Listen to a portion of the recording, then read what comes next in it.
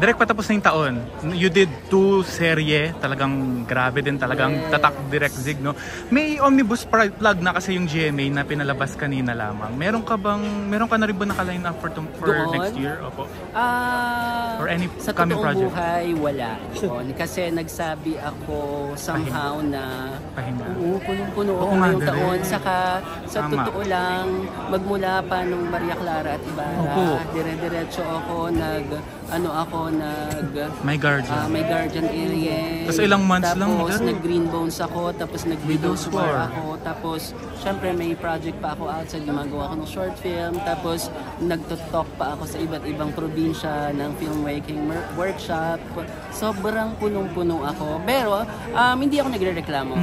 Fulfilled naman ako dun sa mga ginagawa ko. It's just that medyo exhausting siya physically. So kailangan kong magdahan-dahan. Pero alam mo, masasabi ko na lang, ang pinaka-achievement, fulfillment na masasabi ko ngayong taon na ito ay yung naging TOIM awardee ako, the Outstanding Young Man na JCI. Sobrang laking pasasalamat para sa akin yon kasi alam mo yung award na yon, hindi lang siya batayan ng pagiging mahusay dun sa paggawa ng pelikula, kundi ang naging batayan nila is ano yung impact ng mga ginagawa mo sa kapwa mo, sa mga Pilipino.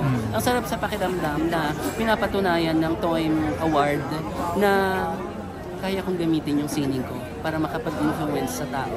Kaya kong gamitin yung pelikula ko para makapag-inspire sa mga tao, para makapagbigay serbisyo sa nakararami. And with that, Direk, invite na natin ang viewers. Ayun, ngayong araw ng Kapaskuhan, ngayong panahon ng Kapaskuhan, isama po natin ang ating mga kaibigan, mga mahal sa buhay.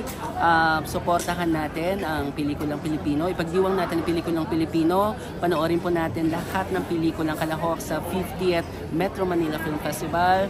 Unahin niyo po yung Green Bones, yung Himala, at yung iba pang mga pelikula na sure tayo mga magaganda.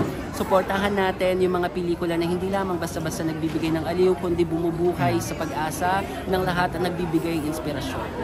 The best. Congrats, Direk.